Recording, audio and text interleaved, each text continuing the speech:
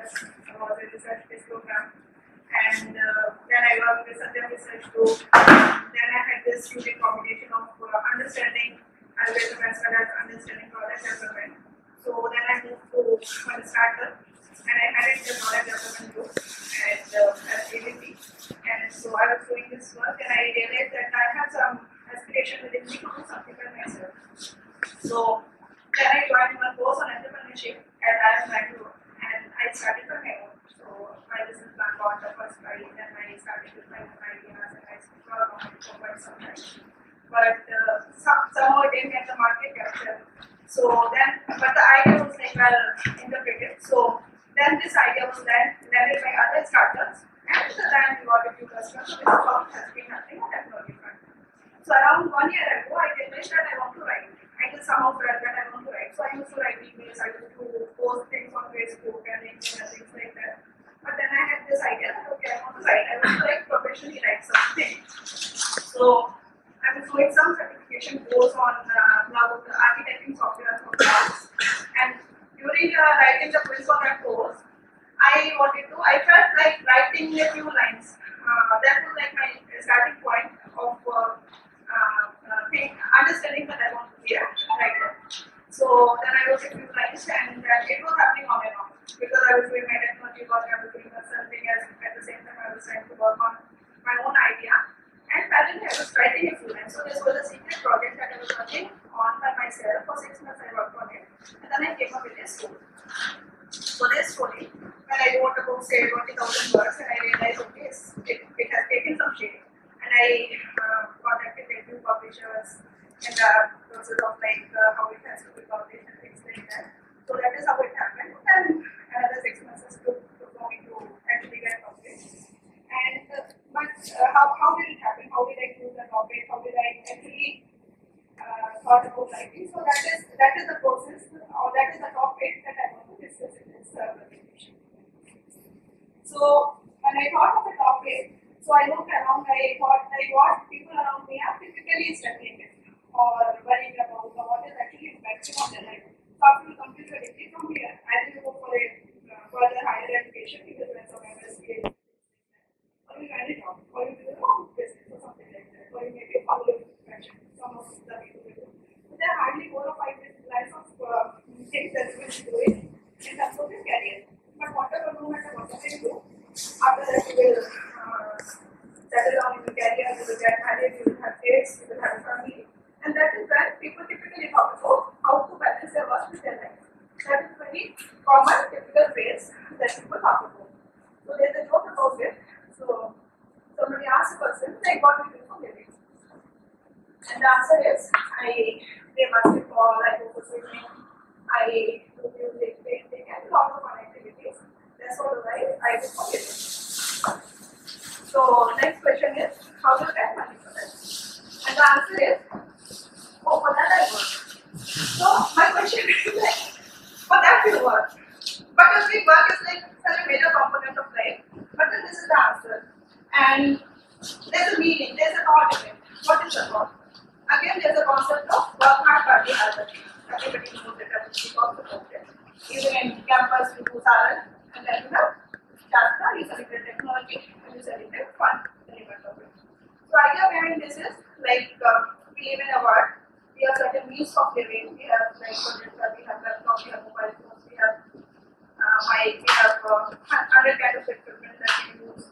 If they are always thinking, okay, there's a problem with it, we want to better it, we work for it, we better the part, we add to the evolution, right? So for that we work. But in order to figure out the unknown, we also got to stress out that we want to relax. And that's when the quality comes.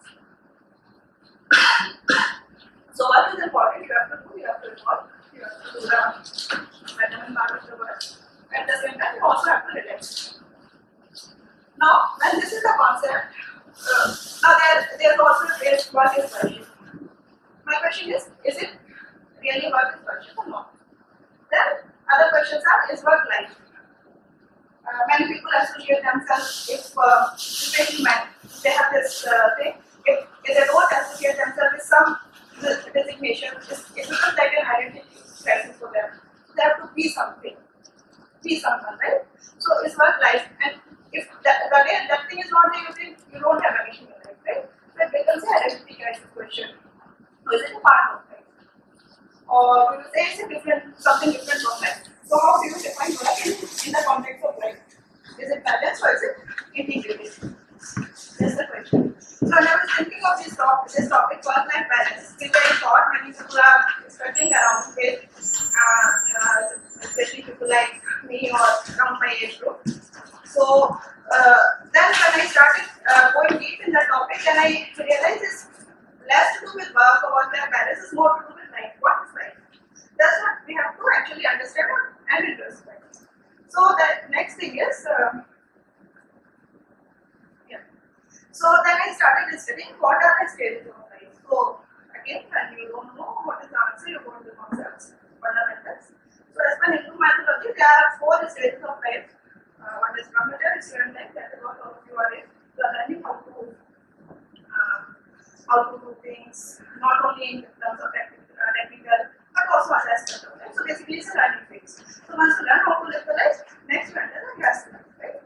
And that is when you give back to the society. So whatever you are taking, how you are giving back. You are taking responsibility. You are doing things for the society. You are contributing to evolution. You are also bringing up your children and things like that. So that's the part of household. Like then comes the retired life. So suddenly one day you don't stop working, but there is no condition. You stop. You guide, right? And then one day, when you think things are running smooth, you go to the next one. So that is how the life, and each of these stages is about 25 years. Assuming human life is 100 years in this mythology. Then in Western culture again, this is the diagram, and it starts with the childhood, then college, career, military and reserve. In some of the European countries, it is followed. Further to that, familiar marriage, parenthood, home ownership, entrepreneurship, life crisis. So these are the stages that they have identified and typically happens in most of the lives, with all the lives. So maybe in some particular lives, career is more, people pay more attention to career. Some other individuals may be more family focused, some other individuals may be more entrepreneurial in nature. But overall, this is the life cycles that people typically follow. So again, you cannot balance between Hindu mythology and this particular thing. But the point is, typically a human being goes through all these phases or steps in life. That's what happens.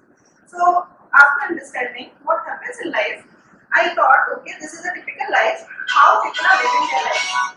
Okay. So I just studied a few life phases. Because I was trying to solve a question, what is work-life balance? When I went deeper, I realized that we have to understand what is the life, what is the life cycle.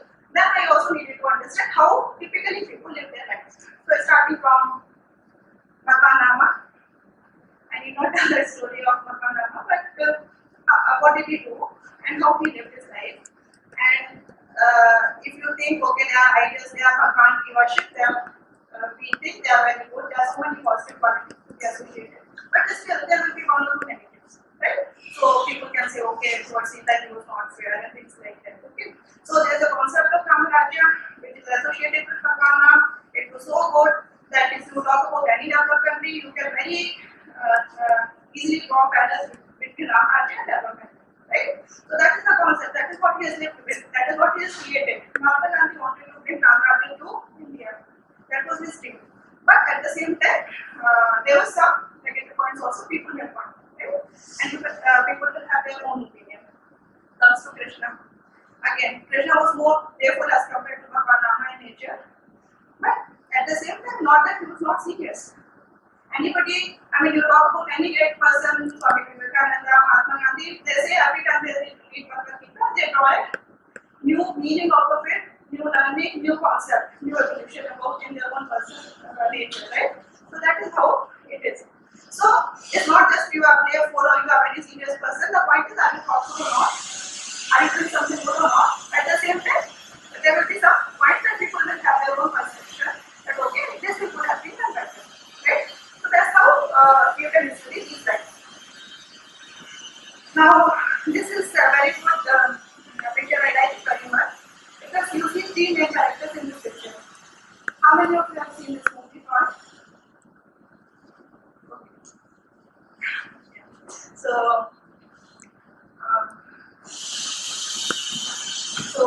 this is actually is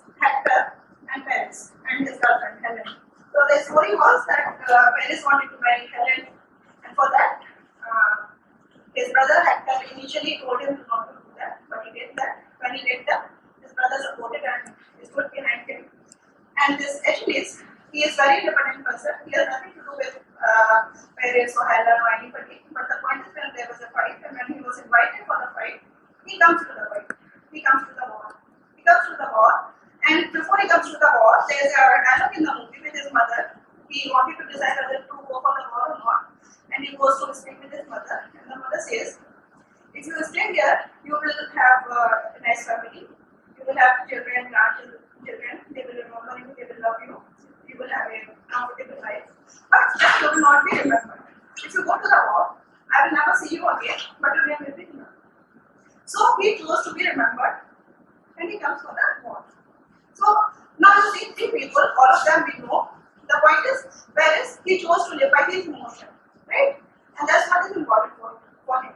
And he thought he didn't want to compromise on that. And in spite of the fact that he knew if he does that, there will be a war, there will be so many people dying, but he becomes a selfish person at that point of time. And he does whatever he has done.